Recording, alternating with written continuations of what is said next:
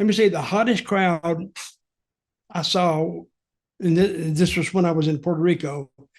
They came up with this brilliant idea of running some of the other islands, Hmm. and they ran Trinidad. It was Trinidad and Tobago. I never heard of it. I said, well, what in the hell is a Trinidad or Tobago? Tobago. Well, you got to go on a map and you see Puerto Rico. Then you go down and I guess the West Indies down in there. I think that's what it is. It's about 20 or 30 miles off the coast of Venezuela. And they put their TV on the island of Trinidad. I don't know how that came about. I don't know how that happened. But I do remember they speak English there. So they needed an English translator. And they picked me. And I'm thinking, well, wait a minute. I don't really speak English that they'll understand. They speak like the King's English, they have the accent. I said, I don't think they'll understand my accent. They said, well, you're the only choice we got. So get in there and do it. So I did it. So the first night in Trinidad, we were outside at a huge arena seated like 12,000. I think that night they had like 14,000. They had to turn them away. And you walked into the ring and you could just feel the tension in the air because it was the excitement in the air. And we just locked up one time and the crowd went just on a lockup. And so we pushed off a couple of times, and those fans, I've never seen a crowd like that until I watched the Saudi match, because they were just popping on everything because it was completely new to them. So I went back and told my partner, Frankie Lane, I said, we don't got to do nothing in this, brother. Just stand there and just old school it all night. And that's what we did. Had a hell of a match. Were the fans more violent in Trinidad than Puerto Rico? Could be. They could be.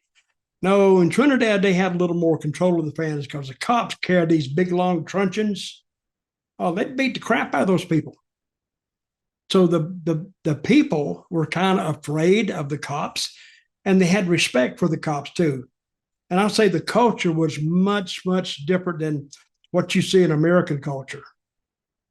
See, the people in America, they don't respect the cops anymore because they know you can't hit them unless they really do something because they'll sue you. I think we need to get back with a little bit better crowd control. And you also got to think that everybody's got guns in the U.S. too. So if a cop hits somebody, he may get shot. It's all messed up now. So don't get me on that. Were the wrestlers afraid of the police there as well, or? No, we love the police. Oh, did you? we buying them drink, buying them hot dogs. We wanted to be friends with them. But they would walk to the ring with you, and about four of them.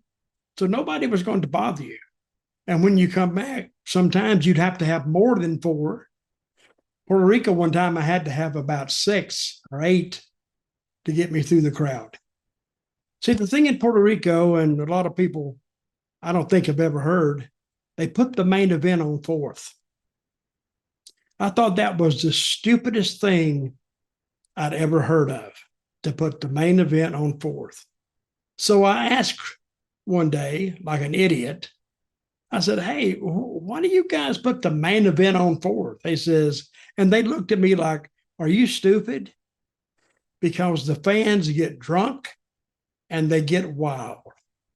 If they leave it on to last, they are so drunk and out of it and don't give a crap, they can actually just kill you and not even remember it. So after I got attacked a few times after being on fourth, I said, damn, if they're this bad on fourth, what would they be after, a ton of alcohol and being on last and give them a little time? So then I thought that was the smartest decision I'd ever heard in my life.